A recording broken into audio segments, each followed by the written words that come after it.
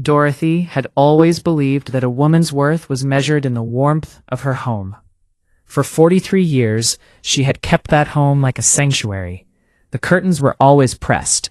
The floors were always clean. The coffee was always ready before her husband Raymond even opened his eyes in the morning.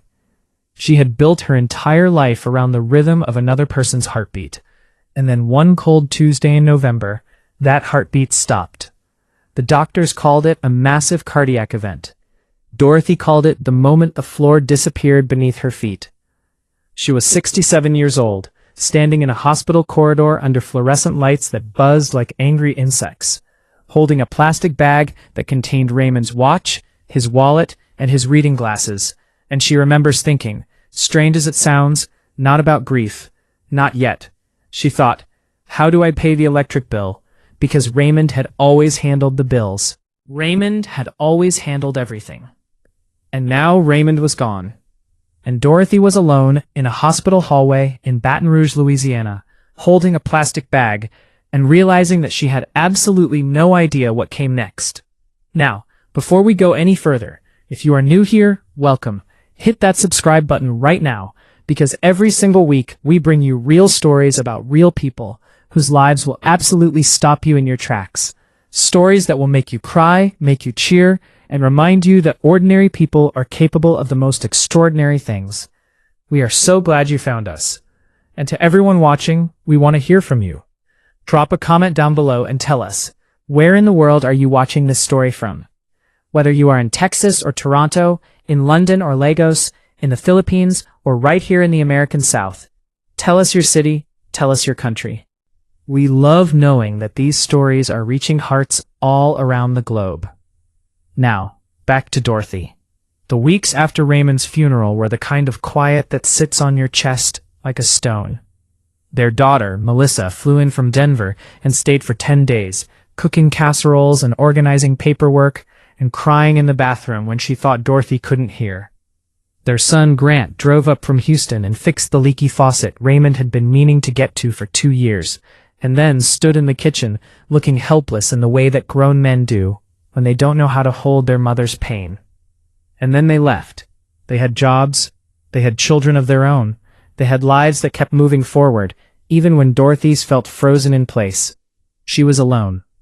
The house, a modest white clapboard on Magnolia Street that she and Raymond had bought 31 years ago for $82,000, suddenly felt enormous. Too many corners that still smelled like him. She would catch herself setting 2 coffee cups instead of 1, and then stand there staring at the second cup like it was evidence of something unbearable. But here's what you need to know about Dorothy Mae Calloway. She was not a woman who stayed down. Her mother had raised 6 children on a seamstress's wages after her father walked out. Her grandmother had survived the Depression by taking in laundry and growing tomatoes in window boxes. The women in Dorothy's bloodline were not built for surrender. They were built for getting back up, putting on their shoes, and finding a way.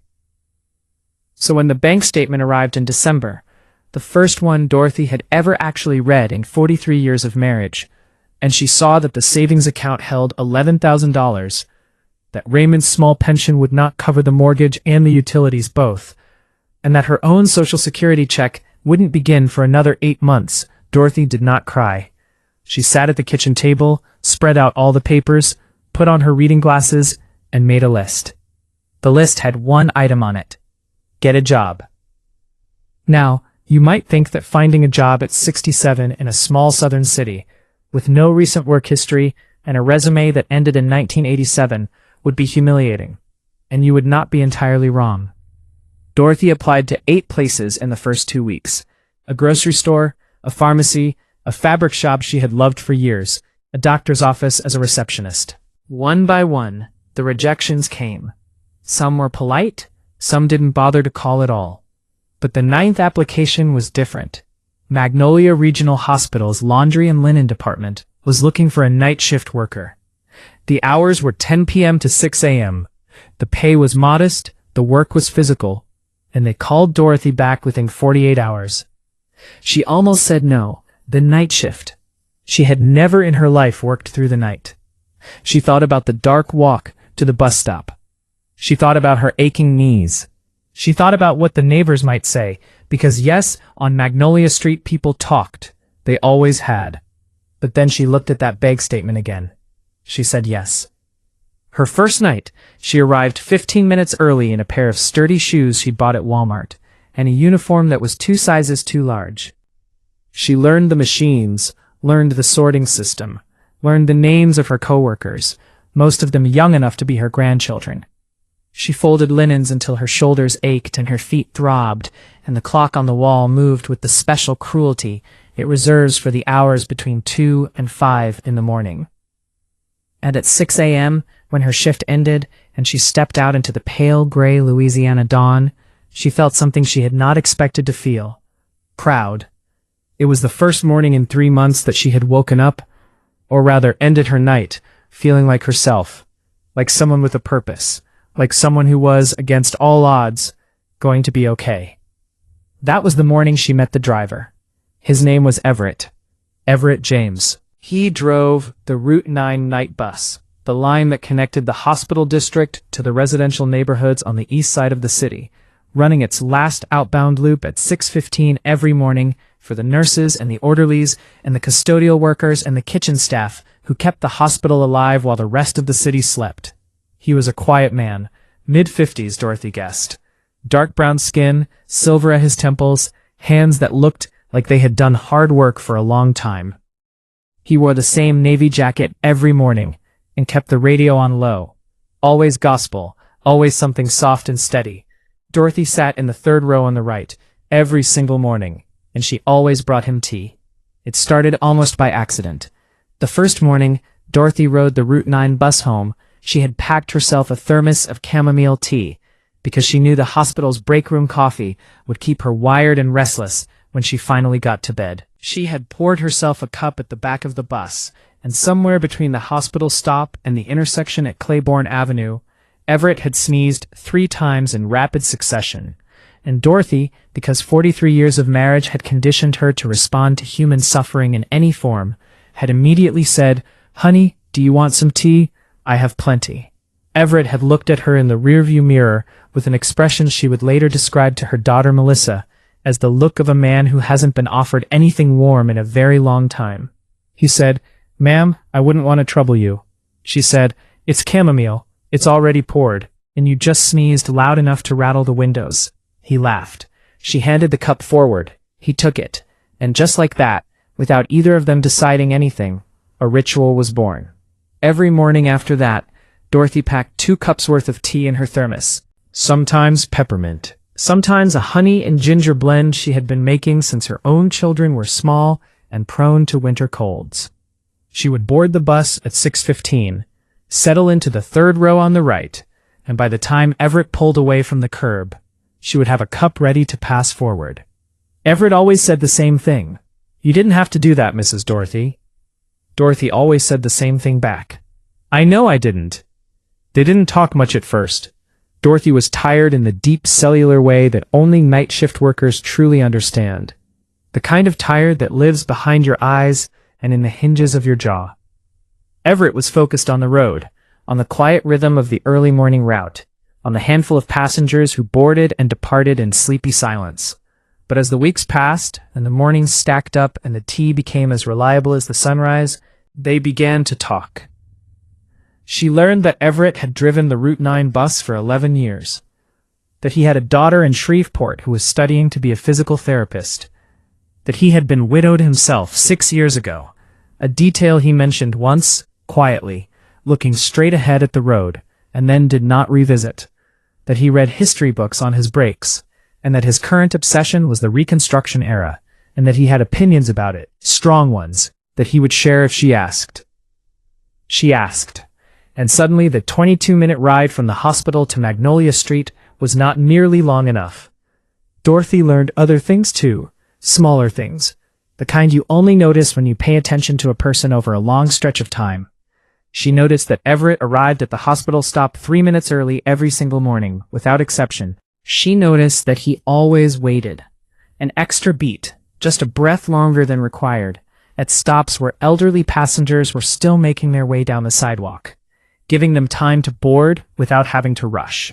She noticed that when the young nursing assistant named Brianna missed the bus 2 mornings in a row because of her new baby's sleep schedule, Everett had simply adjusted his departure time by 90 seconds without being asked and without saying a word about it. He was, Dorothy thought, a genuinely good man, the quiet kind, the kind that doesn't announce itself. Back on Magnolia Street, life was considerably less quiet. Dorothy's neighborhood had a particular social ecosystem, the way older residential streets in mid-sized southern cities often do.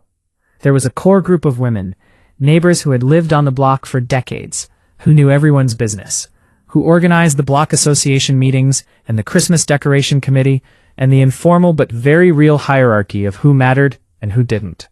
They called themselves, without any apparent irony, the Magnolia Circle. Their ringleader was a woman named Constance Beaumont Hale, 64 years old, recently retired from a career in real estate, owner of the largest house on the block, wearer of athleisure sets that cost more than Dorothy's monthly grocery budget. Constance had been perfectly civil to Dorothy for 31 years, the kind of civil that has a very thin top layer of warmth and a very cold infrastructure underneath. When Raymond was alive, the coldness had stayed mostly hidden. Raymond was well liked. He coached youth baseball. He helped neighbors carry furniture. He made people feel good just by being in a room. His presence had insulated Dorothy from things she hadn't fully realized she needed insulating from. Now, Raymond was gone, and the insulation was gone with him. It started with small things. A comment from Constance at the mailboxes about how brave Dorothy was to take on a night job, delivered in a tone that made brave sound like something between desperate and pathetic. A gathering at Constance's house one Saturday afternoon, to which Dorothy was notably not invited, and which she became aware of only because she could hear the laughter through her kitchen window. A moment at the corner store when Dorothy overheard 2 of Constance's friends, Paulette and Sandra Jean, talking about how sad it was, really, the way some women just fell apart after their husbands died, and how Raymond had clearly been holding everything together.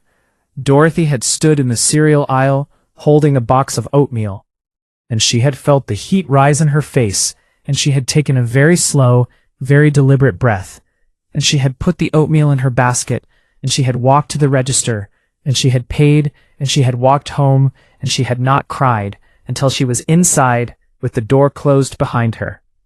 She didn't tell Everett about Constance right away.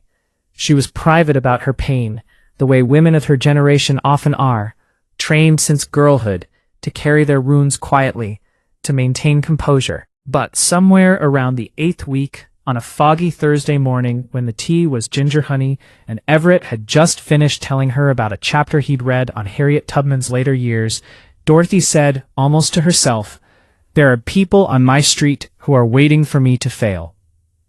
Everett was quiet for a moment. Then he said, "Most people watching someone struggle are hoping for one of 2 things. Either they're hoping you make it, because it gives them courage, or they're hoping you don't, because it makes them feel better about their own choices." Dorothy looked at the back of his head.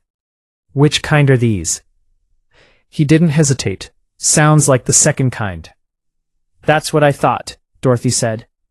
She looked out the window at the city waking up around them, the light coming pale and sideways through the live oak trees, and she felt something clarify inside her, something settle into place. She was not going to fail. Not to prove a point. Not to satisfy anyone's expectations in either direction. She was going to keep getting up, keep putting on her shoes, keep making the tea, keep folding the linens, keep moving forward, because that was who she was, and that was who the women in her bloodline had always been. What she did not know, what she could not have known sitting there on the Route 9 bus on a foggy Thursday morning, was that Constance Beaumont Hale and the Magnolia Circle were not just gossiping. They were planning something specific. Something with a date attached to it and a guest list, and a cruelty that had been organized the way Constance organized everything. Methodically, thoroughly, and with a smile on her face the whole time. And the man driving the bus knew something about it. He just hadn't figured out yet how to tell her. Everett James was not a man who inserted himself into other people's business. He had lived long enough to know that unsolicited involvement, however well-intentioned, had a way of making things worse before it made them better. He had a personal philosophy about it, one he had developed slowly over 54 years of careful observation. Watch, wait, and only speak when silence becomes its own kind of harm. He had been watching Magnolia Street for longer than Dorothy knew. The Route 9 bus did not just end at the hospital. Its full loop took it through 4 residential neighborhoods on the east side of Baton Rouge, and Magnolia Street was one of its stops. Everett had been driving that loop for 11 years. He knew the street the way a person knows a piece of music they have heard 1,000 times. Not just the melody, but the spaces between the notes. He knew which houses had dogs. He knew which porch lights stayed on all night, and which ones went dark at 9. He knew the rhythms and the routines and the faces. He knew Constance Beaumont Hale. Not personally, but in the way that a bus driver knows the people on his route. By observation, by pattern, by the slow accumulation of small details that add up to something like a portrait. He had watched Constance for years, had watched the way the social geography of that block organized itself around her the way iron filings organize themselves around a magnet, had noticed the particular way she watched certain houses, with an attention that was too focused, too consistent, to be casual. After Raymond died, Everett noticed that attention shifting to Dorothy's house. It was gradual at first. A car parked in front of Constance's house on evenings when Dorothy's lights were off. Women gathering, he assumed. The Magnolia Circle doing what it did. A change in the way people on the block positioned themselves when Dorothy walked to her mailbox or her car. A subtle repositioning, a turning toward the way an audience turns toward a stage. And then, about 3 weeks before that foggy Thursday morning, when Dorothy had said, "There are people on my street who are waiting for me to fail," something more specific. Everett had a friend. His name was Marcus Webb, and he drove the Route 12 bus, which ran through a different part of the east side. Marcus was married to a woman named Glenda, and Glenda's cousin was Sandra Jean, one of the women Dorothy had overheard in the cereal aisle, one of Constance Beaumont Hale's closest companions in the Magnolia Circle. Marcus had told Everett, not as gossip, but as genuine concern, that Sandra Jean had let something slip at a family dinner, that Constance was organizing what she called a neighborhood gathering, that it was scheduled for a Saturday evening, 6 weeks out, that the guest list included nearly every household on Magnolia Street except Dorothy's, and that the purpose of it, beneath the stated premise of a block association meeting, was something Sandra Jean had described with a discomfort that suggested even she knew it had crossed a line. They were going to present Dorothy with a petition. The petition, as Sandra Jean had explained it, was framed as a community concern about property upkeep. There was a loose board on Dorothy's front porch that had been loose since before Raymond died. There was a section of her garden that had gone unmaintained since the funeral.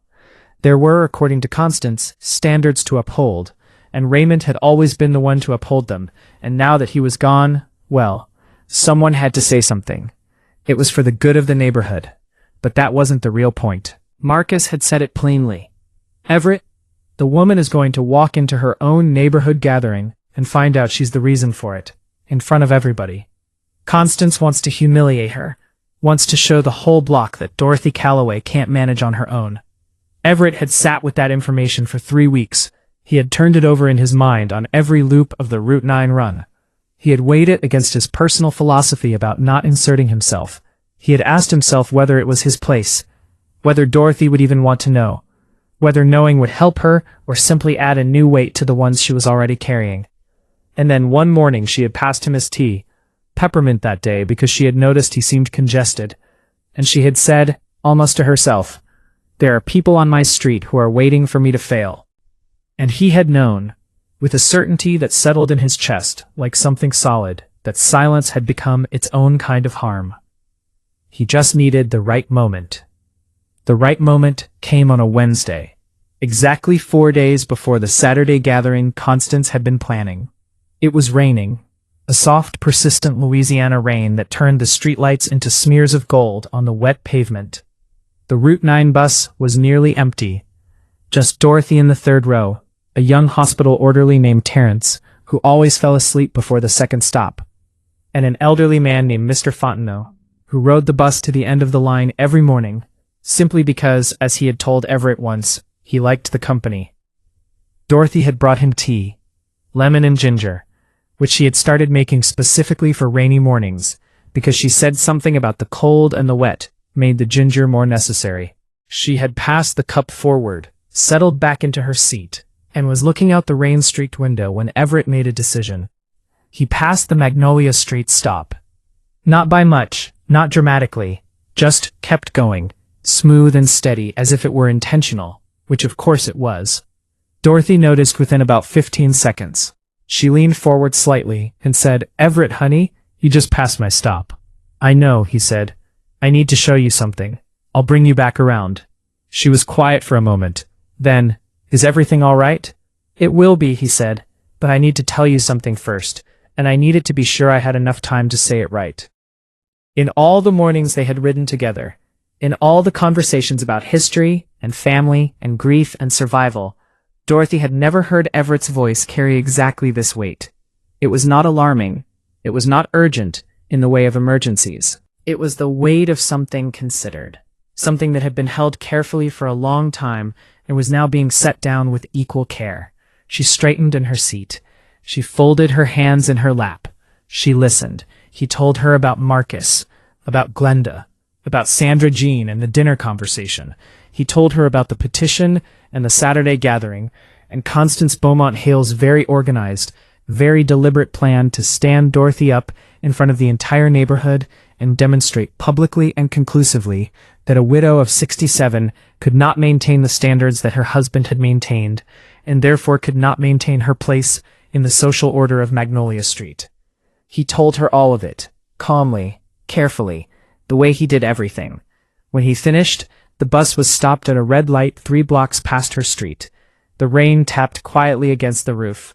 Terence was still asleep in the back. Fontenot was looking out his window, with the particular discretion of a man who has learned that some conversations are not his to enter. Dorothy was very still. Then she said, "How long have you known?" 3 weeks, Everett said. "I'm sorry it took me this long. I was trying to figure out if it was my place." "It's your place," Dorothy said quietly. "You made it your place the morning I handed you that first cup of tea, and you didn't have to take it, but you did." He looked at her in the rearview mirror. She was not crying. Her jaw was set.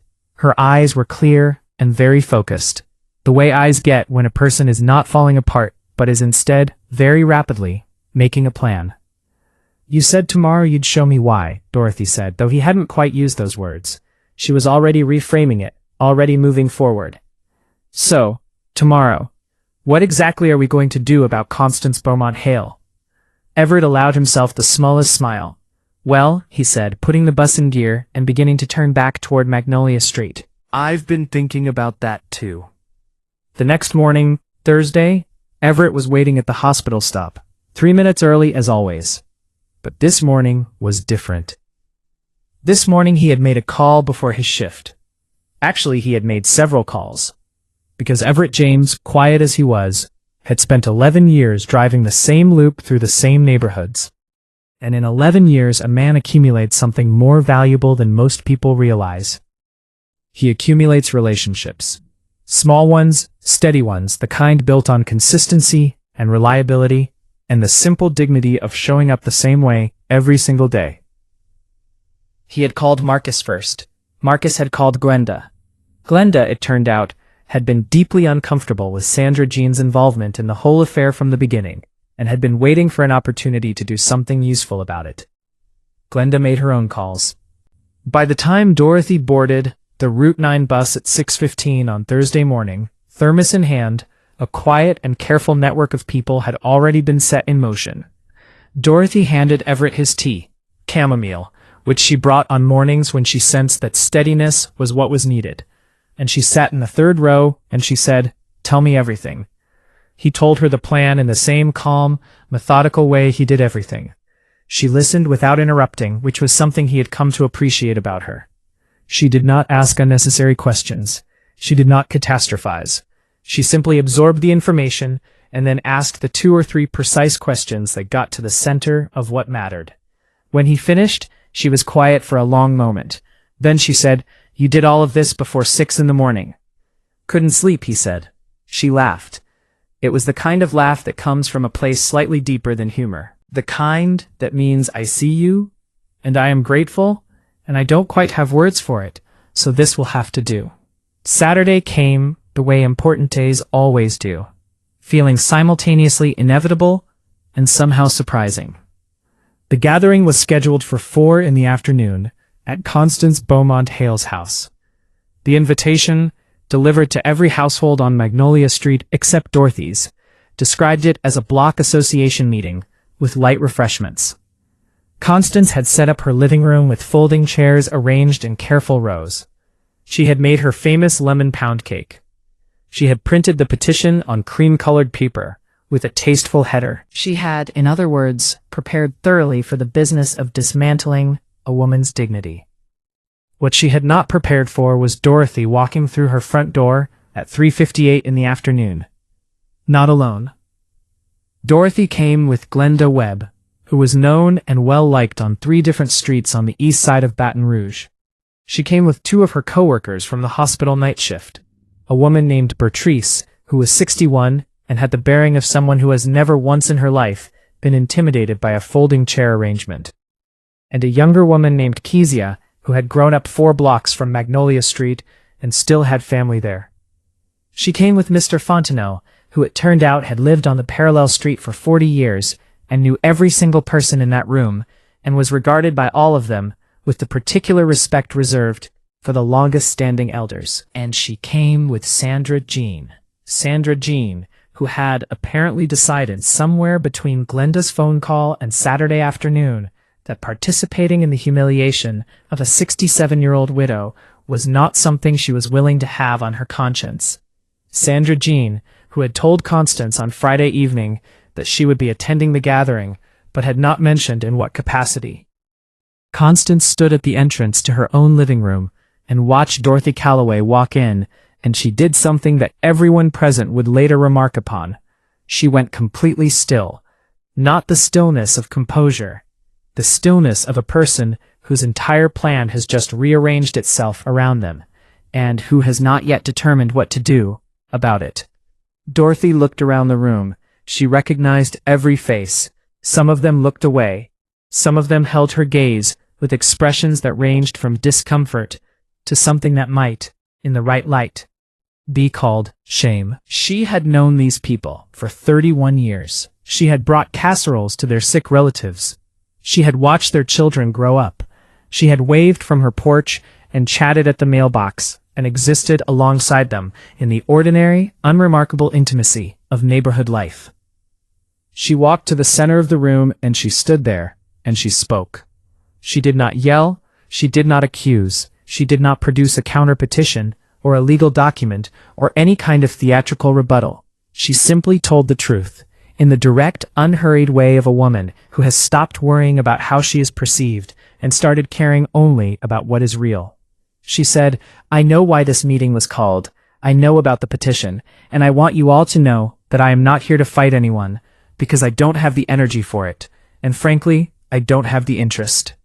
What I have is a loose board on my front porch that I am fixing this weekend, which I would have done weeks ago if I had not been working nights to pay my mortgage and had not been too exhausted on my days off to get to it. Raymond is gone. I am still here. I am managing, not gracefully, not perfectly, but genuinely and honestly and with everything I have, and if that is not enough for this street, then I will live with that.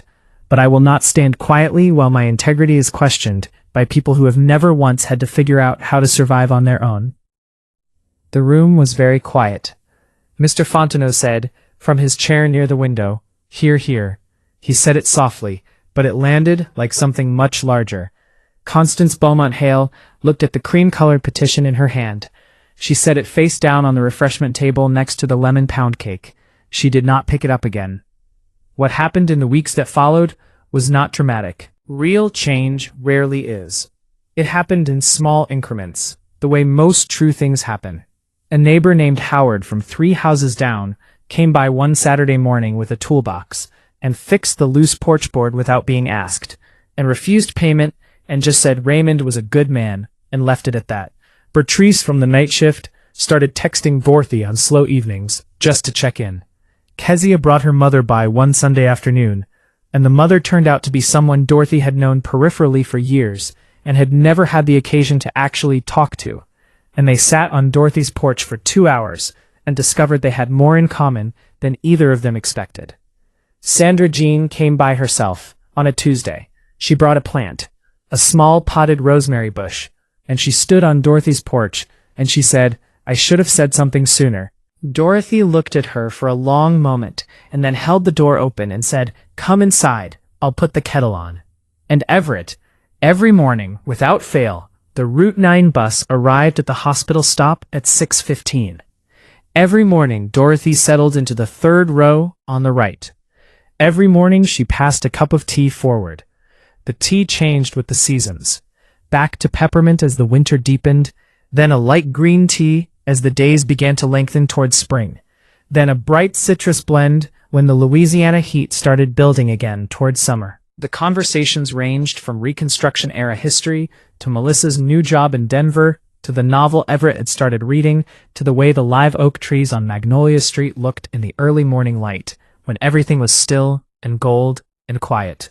One morning in late April, as the bus turned onto the familiar stretch of road that led toward Magnolia Street, Dorothy said, "You know, I have been thinking about Raymond lately. Not in the sad way, in the grateful way. Grateful that he was mine for 43 years. Grateful that losing him showed me things about myself I never would have found otherwise." Everett drove for a moment in silence. Then he said, "What kinds of things?" "That I am stronger than I knew," Dorothy said simply, "and that kindness from unexpected places is one of the most powerful things in the world." She passed his tea forward. The bus moved through the quiet gold morning, and Magnolia Street came into view. And Dorothy May Calloway looked at her house, the porch board solid and fixed, the garden slowly coming back to life in the warming spring soil. And she felt something she had not been sure she would ever feel again. She felt at home. Not because the house was perfect, not because the neighborhood had transformed, or Constance Beaumont Hale had become a different person, or the world had suddenly decided to be easier than it was, but because she herself had changed. She had gone into the darkness of grief and financial fear and social cruelty, and she had come out the other side not diminished but clarified. She knew who she was now, in a way she hadn't when Raymond was alive to reflect it back to her. She knew what she was made of. And every morning on a blue and white city bus that smelled faintly of coffee and vinyl seats and the particular exhaustion of people who keep the world running while it sleeps, she was reminded that the most important connections in a life are rarely the ones you plan for. They are the ones that find you in the middle of your hardship, that show up in the form of a cup of chamomile tea passed forward to a quiet man in a navy jacket, that say without any fanfare or announcement, "I see you. I am here. You are not alone." That is the whole story. And if it moved you, if Dorothy's strength moved you, if Everett's quiet goodness moved you, if any part of this reminded you of someone you love or something you have survived, please share this video. Leave a comment. Tell us where you are watching from. And subscribe, because every week we bring you another story worth your heart. Dorothy is doing just fine. She fixed the porch board herself.